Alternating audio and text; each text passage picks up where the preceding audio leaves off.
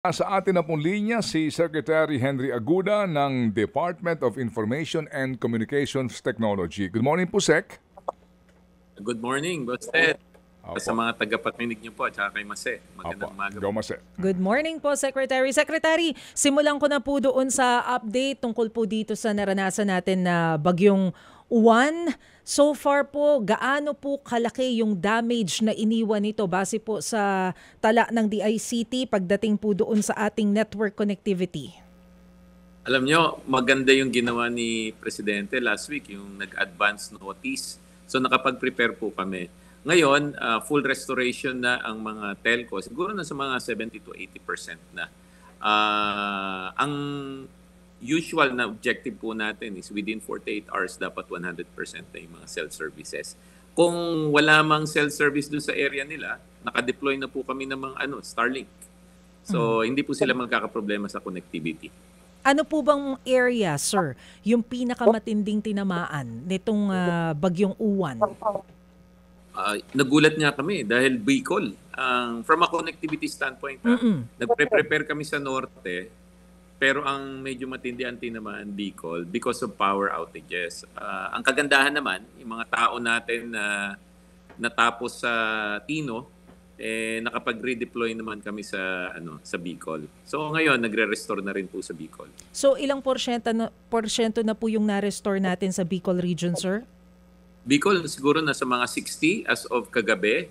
Pero ang pangako sa akin ng mga telco, as I mentioned, within 48 hours, 80 to 90% dapat tapos na. Sir, how about po yung mga matinding tinamaan ng daluyong like Aurora? Kamusta po yung connectivity natin? Kasi meron pa palang dyan no? Mga 3 isolated areas pa. Oo. Yung na hindi naman nadadaanan. Oo, kasi yung kabuuan ng Aurora maayos. Pero tama ka, yung mga isolated area na doon pa man din, wala silang cell service, nagpapadala na kami ngayon ng Starlink. Within the day, hindi kasi kami makapag-deploy hanggat hindi namin alam kung ano yung talagang tatamaan ng bagyo. Tapos after yung bagyo, may 24 hours kami na pa-stabilize muna namin. So today, ang bato ng mga Starlink ngayon doon sa mga lugar na yun. Ano ba, sir, so far yung nakikita po nating challenges? Sabing po nga ninyo, within 48 hours dapat maibalik. Pero ano po yung challenges na na-encounter ng mga tauhan ng telcos na nakakarating po sa inyo to restore yung connectivity? Usually power.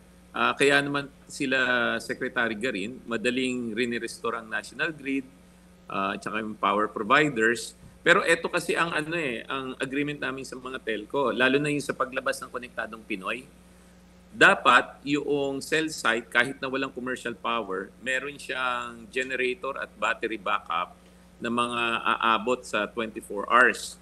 Pagdating ng Konektadong Pinoy, i-increase namin yan to 48 hours.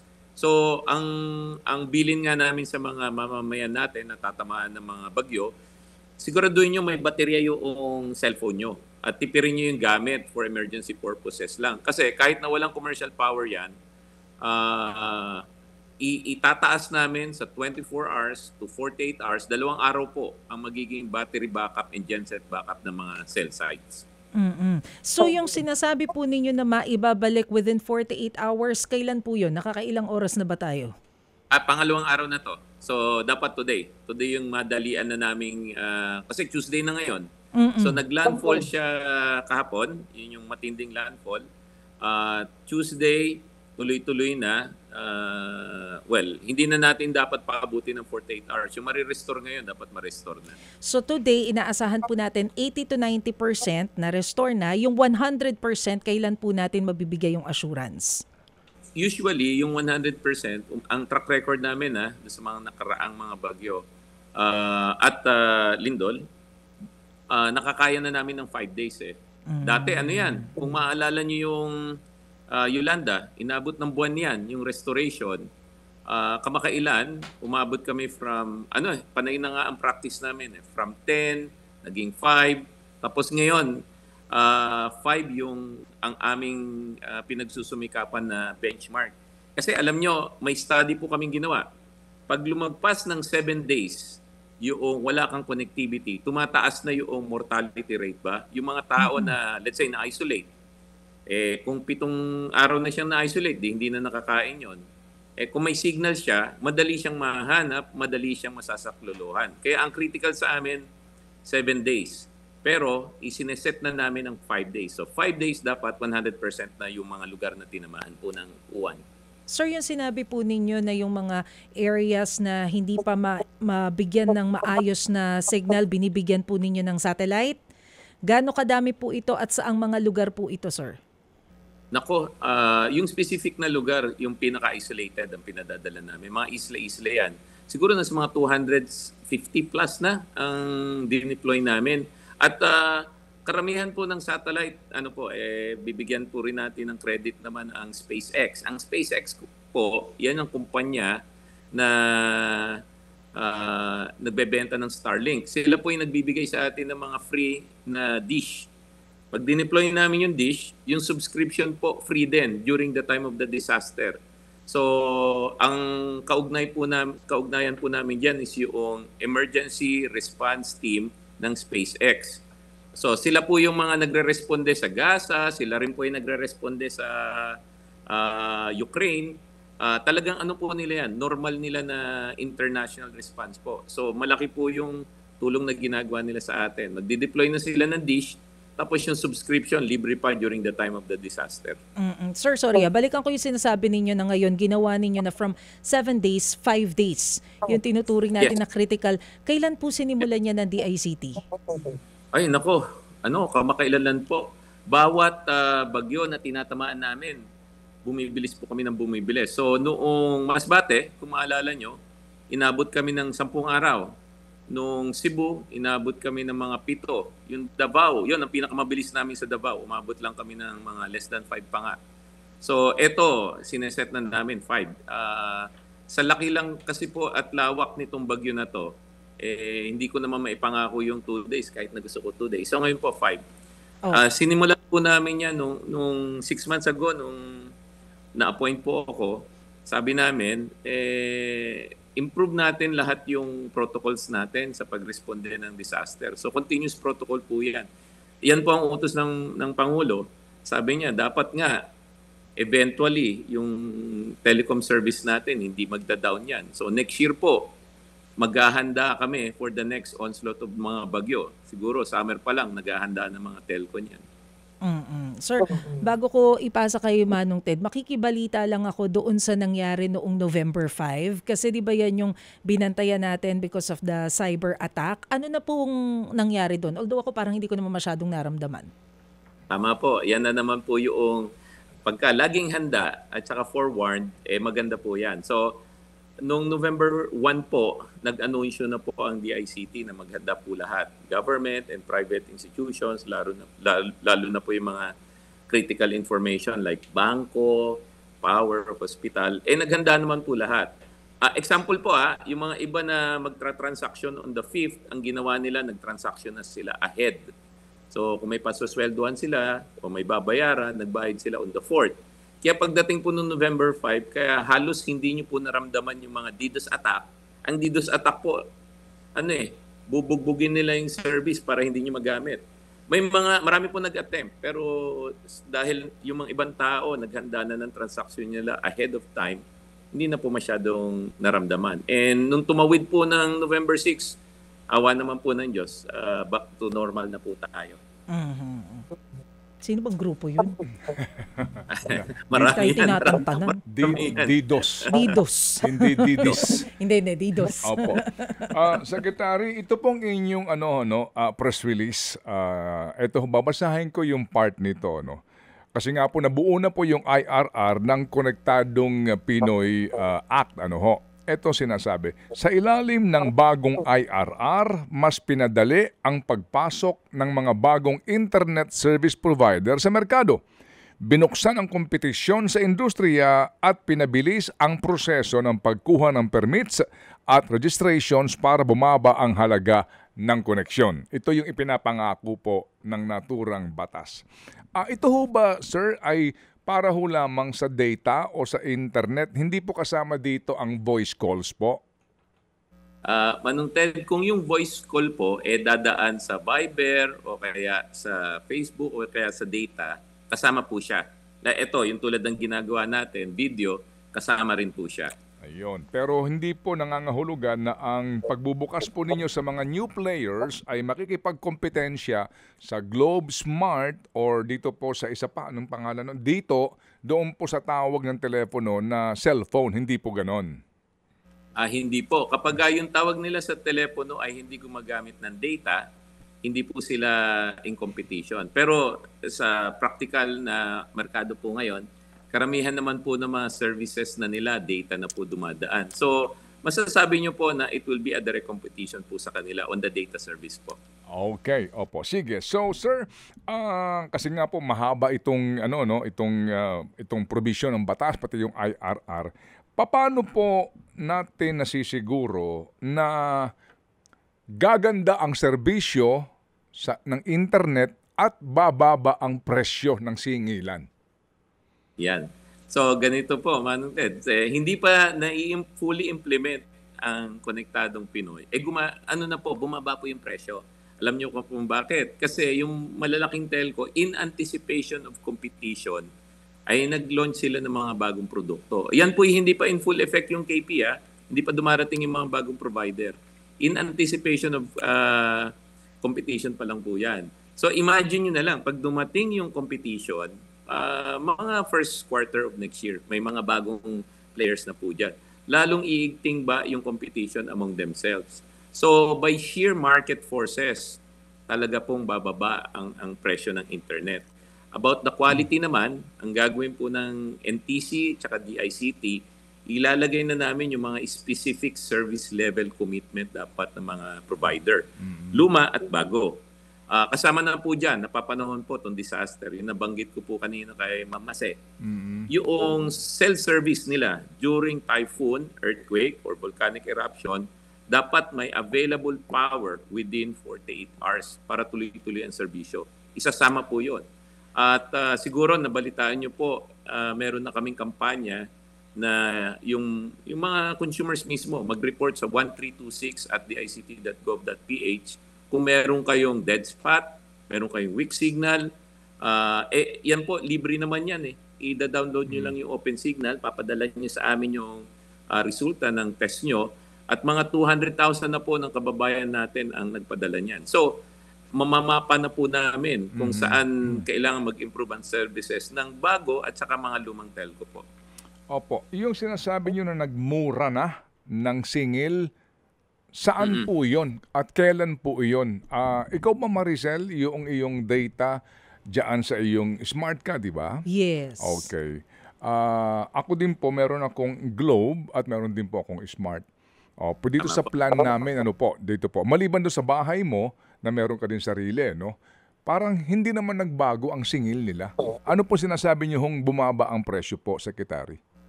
Tama po yan. Malamang ang plano niyo po, postpaid. So ito po yung sukatan ko. Yung consumer po na nangangailangan ng cellphone sa panghahanap buhay, yung mga Move It, yung mga Grab Express. Kami po kasi din yung regulator ng mga provider. Sumasakay po ako ng Grab Taxi rin po. So tinanong ko na kung magkano na ngayon ang data load budget nila. Nung pumasok po ang taon, umaabot sila sa mga 800 to 1,000 per month. Unlimited data po yun. Ngayon, meron na mga plano na, bago lang naman to, mga 2 months ago, na umaabot ng 99 pesos per week.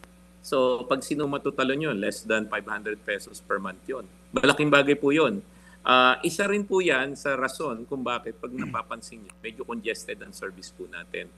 Kasi halos yung mga kababayan natin na ginagamit po yan sa pagnegosyo na consistently, in credit po naman doon sa mga cell provider natin. Gumawa po sila ng mga produkto na talagang mas mababa na yung presyo. Ngayon po doon sa mga fiber optic cable po, credit din po yan sa competition na dinala ni Converge. Medyo bumaba na rin po. Kung ang ang subscription nyo is siguro malamang postpaid po kayo, medyo marami kasing perks ang postpaid. Pag postpaid, pwedeng bumaba presyo nyo. Pero bago yung cellphone nyo every 2 years. Anyway, kasi po, alam nyo, ang importante kasi dito, maramdaman yung ipinapangako na benepisyo nitong batas. Sige, so, puntahan ko muna itong competition na papasok. Ngayon ho ba may mga nagparamdam na? Mga ilang kumpanya po ang nagparamdam na para ho magparehistro po bilang new player dito po sa data provider? Mga 7 po, Manong Ted, yung all over the place. Meron sa UAE, may sa Amerika, meron sa Japan. 7 po. Hindi pa po kasama dyan yung mga local companies na nagbabalak na rin pumasok sa internet service. Opo. May grupo po ng mga power providers sa mga probinsya, yung mga power co-op. Sa kanila, meron na silang kawad ng kuryente, pwede silang maglagay na rin ng internet service. Meron po dun sa probinsya na nagpapatakbo ng piso internet ba? Narinig niyo na po yun? Medyo kolorum yun. Hindi lisensyado. Sila magre-regularize na rin po. So marami. Ang estimate ko po, mga between 1 billion to 1.5 billion US dollars annually yung gagastusin ng mga bagong players sa industriya ng telecommunications. Opo. Pwede na po ang 100% foreign ownership po, ano po, dito po sa mga new players? Yes, Manong Ted, because of the Public Services Act. Okay. Pwede Opo. na po. So, sir, kasi po, nung binubuo yung batas, ang ipinapangako nito na hindi muna makikipagsiksikan sa mga lugar na mayroon ng serbisyo na ibinibigay ang mga nauna na providers at uunahin yung mga unserved areas. Kasi po ito ho yung mga kawawang lugar na mahal nga ang serbisyo ng internet, paputol-putol pa, at kadalasan din po hindi nabibigyan ng serbisyo kasi nga lugi yung kumpanya kung doon sila maglalagak ng kanilang infrastructure na puhunan. So dito ho ba sa inyo pong mga new players, meron ba kayong panuntunan na hindi ka makipagsiksikan sa mga syudad kung hindi unahin yung mga unserved areas po, Secretary? Alam niyo, Manong Ted, mahabang debate sa amin sa pagbalangkas ng IRR. Yung isang argument po, pag in-enforce mo yan sa mga bagong players, magkakaroon ng protection yung mga... Kasi nga, dadalhin mo siya doon sa mga unprofitable areas. So, mangyayari yan, paano naman yung ma-improve ang Metro Manila? Sa Metro Manila, kailangan rin ma-improve yung service. Okay. So, inisip namin, wag na nating ilagay muna sa IRR, lagay natin sa policy. Pero ito po yung kagandahan. Yung 7 po na nag-a-apply po, lahat sila gusto nila sa underserved. May dalawang filosofiya po kasi yan. Yung filosofiya na hindi ako pupunta sa isang lugar na walang negosyo dahil malulugi ako. Yung iba, yung mga bagong players, maganda po ang philosophy nila. Pupunta ako sa lugar na walang negosyo kasi pag naglagay ako ng internet, magkakaroon dyan ng negosyo. Yan na po yung yung totoo sa buong mundo, yung sinasabi nga nila, build it and they will come. Pag walang internet ang isang bayan, chicken and egg lang yan. Opo. Hindi talaga yan aasenso. So yung mga bago naman na pumapasok, nangangako, unang-una ang gustong-gusto nila farm. Kasi nga greenfield. Gusto nila makauna doon. Tapos doon sa mga areas na wala masyadong economic activity, nakakakuha ba sila ng mga grants worldwide para tulungan yung mga areas na yon. So hindi na namin sila kailangan puwersahin. On their own, they will go to those areas na unserved. Opo. Gaano ho kabilis ang internet speed na pinag-uusapan natin dito, lalo na po doon sa mga unserved areas o mga lugar na mahina ang kitaan ng mga internet providers? Oo. Actually, yung speed kasi relative po, no? Ayaw ko magbigay ng specific, let's say sinabi ko 300 Mbps. Next year luma na yan, baka kailangan 1 gig na tayo. Ang dapat pong sukatan ay not so much the speed, but the ability of students to learn. Halimbawa sa mga schools, kung mayroon kang connectivity pero hindi ka naman makapag-online learning, yun yung sa akin sukatan ko. Manong Ted. Kapag yung may software kami na tinitignan, Khan Academy for learning na ginagamit ng DepEd.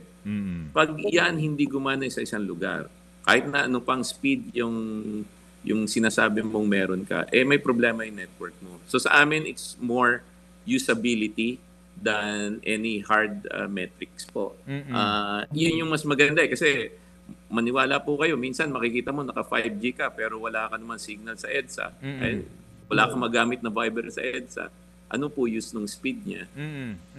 Opo. So, dito po ngayon sa sinasabi na ano ho ba, hindi ho kasi tayo techie, ano? Hindi ho ba itong ating internet, no?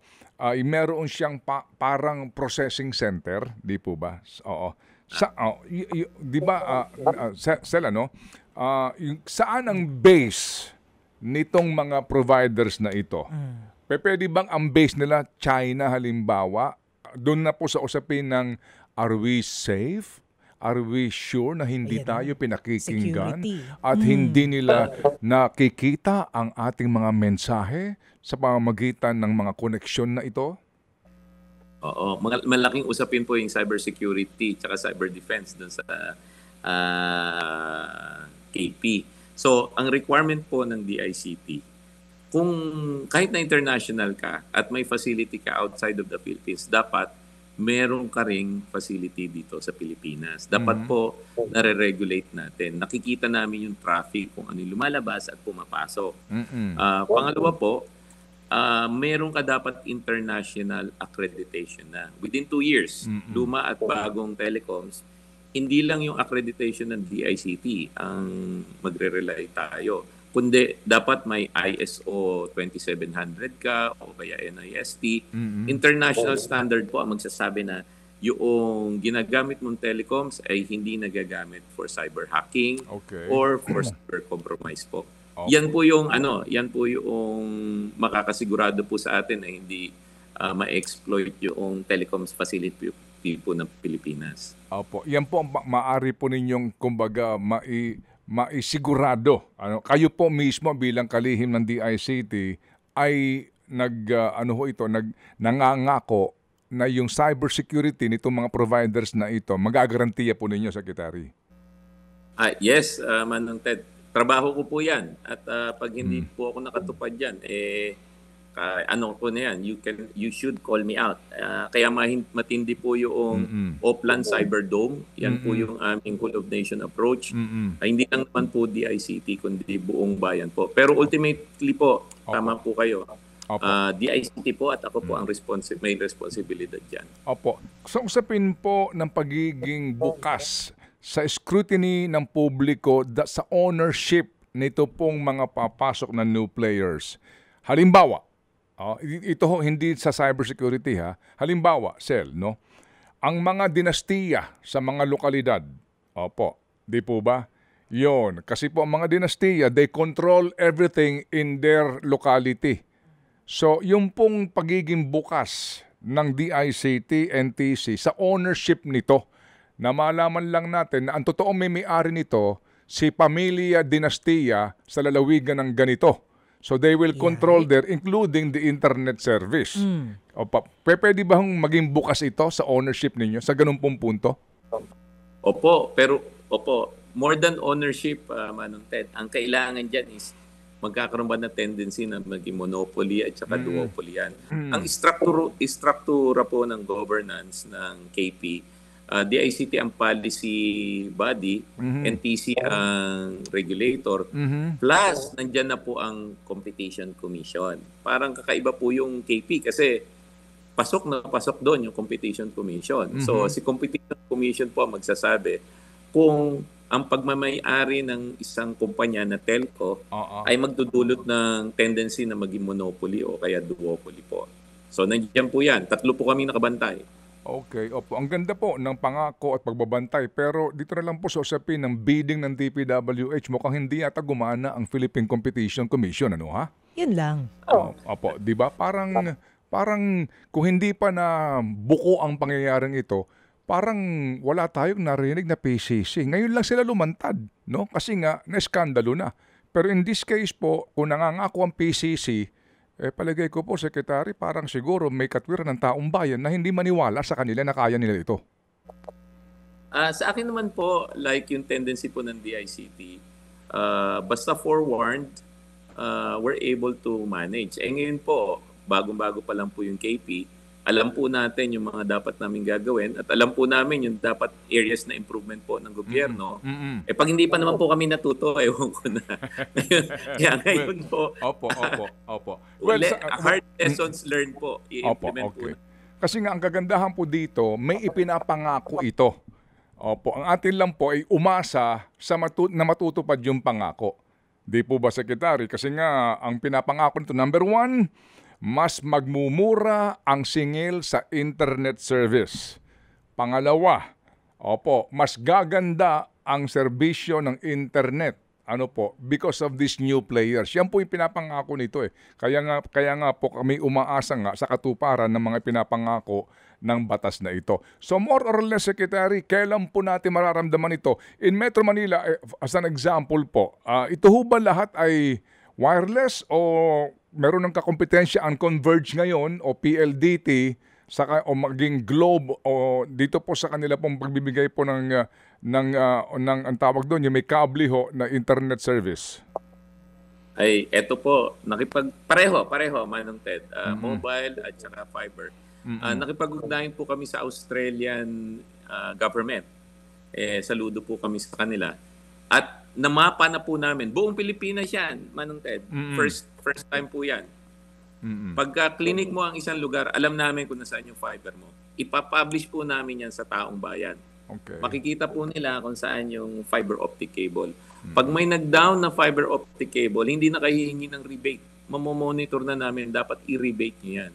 Doon naman sa mobile service po, meron na po kaming pinirmahan na agreement with Ookla. Kilala niyo po naman si Ookla. Si Ookla po, masasabi na sa inyo kung saan hindi maganda signal, kung saan may dead spot. Ito po yung pangako ko sa mga telco. Sabi ko sa mga telco, let me help you. Help me help you. So, bibigay namin sa inyo yung report na galing mismo sa taong bayan at saka sa mga platform para malaman nyo na kung ano yung weaknesses in your area. At ipapublish din po natin yan. Yung sisimulan po natin sa fiber optic cable po. Siguro this month po, ipapublish na namin sa DICT website. Tapos sama-sama po tayong bantayan ang serbisyo ng fiber optic cable sa atin. Tapos, bago matapos ang taon, ipapublish na namin yung online and real-time monitoring ng services ng mga mobile telephony. Para po bang Waze? Yung Waze, di ba, ginamit lahat ng tao yan. Tapos sila nagsasabi, dito ma-traffic. Dito may problema. Ganun po gagawin natin para lahat po tayo nakabantay. Okay, sige po. So meantime, habang tayo po yung nakaantabay dito po sa ipinapangako ng kaginhawaan benepisyo sa publiko, may mga panawagan lang po dito, baka tayo pwede bumalik sa basic kasi hanggang ngayon daw po mga telcos doon lang po sa voice calls ay hindi nakapagbibigay ng magandang serbisyo. Noon pa po ito, sir, before pa kayo dumating sa DICT, 10 years ago, ito nang pinag-uusapan natin. Kay Grace po ito.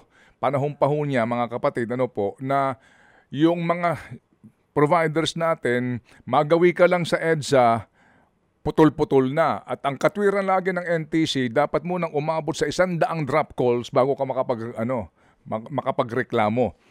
Noon pa po reklamo ito, di ba? Pagdaan mo ng EDSA, pagtawag mo putol. Hello.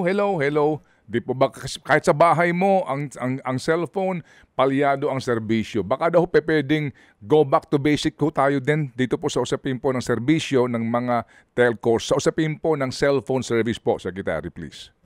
Manong Ted, tama po yan. So ito po yung ginagawa natin. Meron kasi tayong 2G, 3G, 4G, 5G. Sinabi ko naman sa mga telco, 2G, 3G, tanggalin nyo yan. Dahil yung 2G, 3G po, pag yung telepono nyo, naghahanap ng signal yan . Pag 4G, 5G ka, maayos ka, secure ka pa. Pag may nakita siyang cell site na 2G, 3G, babagsak siya sa 2G, 3G, at yan na, diyan ka na magkakaaberya. Binigyan po ang deadline ng mga telco hanggang next year, natanggalin ng 2G, 3G. Sabi ko, huwag na tayo maghintay ng next year, ngayong Pasko na. Credit naman po to them, 2G, fine-phase out na po nila. Medyo mas mabagal i-phase out ang 2G kasi yung mga ATM nyo at saka MPOS, 2G po ginagamit noon. Pero bago magpasko, i-phase out na po yan. Yung 3G po, halos phase out na. Halos phase out na po yung 3G. So may iwan na lang 4G and 5G. Ito ngayon ang problema along EDSA. Alam ko, hindi ko na po babanggitin yung pangalan ng provider, pero nakipag-usap na po kami. Minomonitor po namin yung pagtatayo ng mga bago nilang 4G, 5G cell site along EDSA. Kasi pag dumaan kayo ng EDSA, nawawala ba yung Viber mo o kaya yung Cellphone Viber service lang. Cellphone service. Basic lang po. Cellphone service. at saka cellphone service. Opo. So, kailangan dagdagan na nila yung tinatawag natin na quality sites. Yung quality sites po, dalawa po kayan, coverage at saka quality sites. Opo. So, uunahin po natin ang EDSA. Kasi pag natra-traffic po kayo at nawawalan kayo ng signal, yan yung ramdam ng taong bayan. Yun nga po. Sir, yan po sinasabi nyo, narinig ko na yan 10 years ago. Opo. Ano ang ating assurance na ngayon susundin kayo nitong mga telcos na iso? Kasi hindi ho namin kabisado yung mga 4G, 3G. Ang alam ko, gini-GG tayo ng mga taong ito eh. Tama po. Ako na po siguro ang pinakamakulit na secretary ng DICT. Ilinagay ko po sila sa aking Viber. Ito po, itong interview natin, pinakikinggan po nila yan. At mamaya iba-Viber message ko na naman po yung mga CEO ng mga telco. Manong Ted, ang kailangan lang po talaga is persistence. As secretary po, isa na po ako ata sa pinakamakulit na secretary na naranasan nila. At hindi lang po sa Viber yan. Kilala ko po yan. Galing po ako sa industry na yan. Opo. So, alam ko rin po kung saan sila may problema. Yung sa right of way. So, nakikipag-ugnayan po tayo sa Metro Manila Authority tsaka sa DPWH po. So, wala po akong masasabi kundi kapag ka po na-interview nyo ako ng January at walang improvement, idol ko po kayo. Hindi ko papayag na mapahiya ako sa inyo. Opo. Kasi kami lang po dito ay naghahayag ng damdamin ng ating tagapakinig ngayon. Kasi nga sabi nila, paano mo i-improve itong internet service? Doon nga sa mga lugar, sa mga island provinces halimbawa, o mga bayan, na mga nandoon sa bulubunduking lugar, wala nga cellphone signal eh. Diba?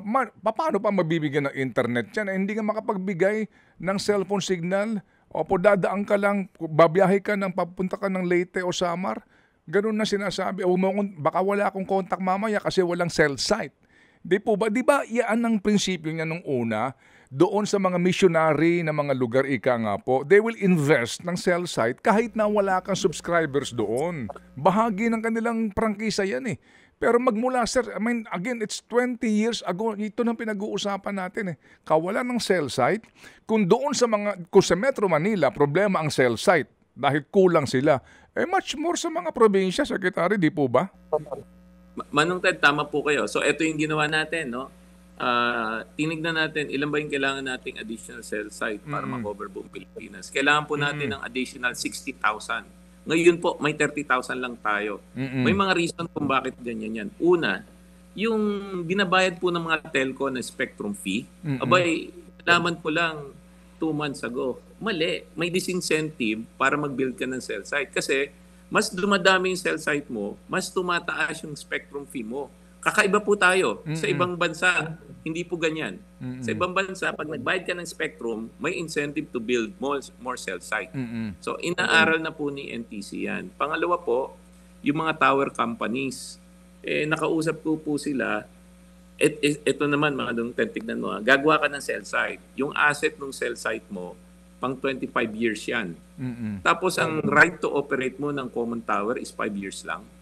Renewable every 5 years. Paano ka naman magninegosyo na namuhunan ka? After 5 years, hindi mo alam kung pwede mo pang i-operate. Diyan naman po, mabilis yung galaw ni Presidente. So, last month, binago ko na yung polisiya dyan. Yung 5 years na right to operate ng mga tower company, automatic extended to 15. At on the 15th year, automatically renewed siya. Basta gawa siya ng gawa. Dahil po dyan, nangako yung mga tower companies. Medyo it's a tall order, pero they will build as much cell site as possible. Ang tansya po namin, kaya ng another 30,000 bago matapos ang termino ng Pangulo. Ang dream po natin, makagawa tayo ng additional 60,000. Yan po, kulang talaga ng cell site. Opo. Yun po, Opo. Pero yung binabanggit nyo rin na problema, una yung permits, di ba? Location, run type, etc. Mula noon eh. Anyway, sige po. So, Sec, kami nagagalak po na kayo nakausap natin sa isyong ito. Marami ho nakikinig ngayon sa atin at sabi nga po, wala ka naman kaming choice kundi umasa. Hindi ba? Hindi ba, Sec, no? Wala naman kaming choice kung hindi maghintay na naman po dito sa bagong pangakong ito. Ang ating pong lamang medyo tama na naman ito hong pang-aabuso sa mga consumers. Kasi for the longest time, kumita naman kayo.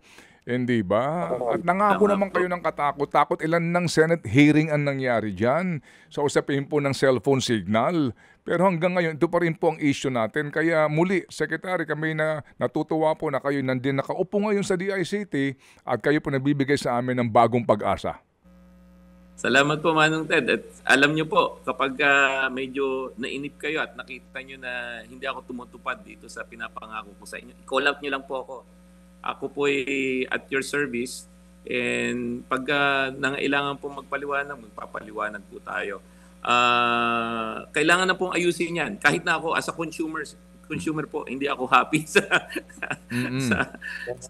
serbisyo, level po ng serbisyo ng internet po. Pero in fairness po sa mga telco, medyo na sila, nakikipagtulungan na po. They're backing the President's call for a better telecoms industry. And nakita nyo naman po, nung simula ng KP, medyo matindi yung we agreed to disagree. Pero nung sinabi ng Presidente, batas na yan, nandiyan na po yung mga telco, nakikipagtulungan na po sa atin. Opo. O sige po, sige. So kami po muli ay aasa po dito sa ipinapangako na kabutihan para sa bayan ng Konektadong Pinoy Act. Salamat po, Secretary, sa uulitin po. Thank you, Manong Ted. Manong Ted, pwede ko lang batiin ng misis ko. Happy anniversary to my one and only, my beloved Carla po. Yan lang po, siningit ko lang. Saan ang celebration? Dito lang po sa bahay. Total, wala nang ulan, so baka makalabas po kami mamaya. Opo. Ilang taon na po, Sec? Nako, medyo mahaba-habang forever, 7 years na. Naks naman. Yan ang mga pagkakataon na talaga namang nag-holding hands pa. Yes. Okay. Why Sige. not? Naku, happy anniversary, Sec, ha? Salamat, Sec. Mabuhay po and regards to your family. Salamat po, Sec. Thank you po. Salamat po sa inyo lahat. Thank you, Secretary Henry Aguda ng DICT. Mga kapatid, brothers and sisters, saan ka pa? Dito na tayo sa totoo. Dito na tayo sa True FM. Mga kapatid, mag-subscribe and follow po kayo sa social media accounts ng True Network PH. Yan po kami. Hanapin nyo lang True Network PH, Facebook, Instagram, YouTube, TikTok, and podcast. Mapa Apple or Spotify man yan, mahahanap nyo kami. Lahat ng mga napapanood at napapakinggan nyo po sa programa, nasa social media accounts namin yan. So, paano mga kapatid? See you sa social media!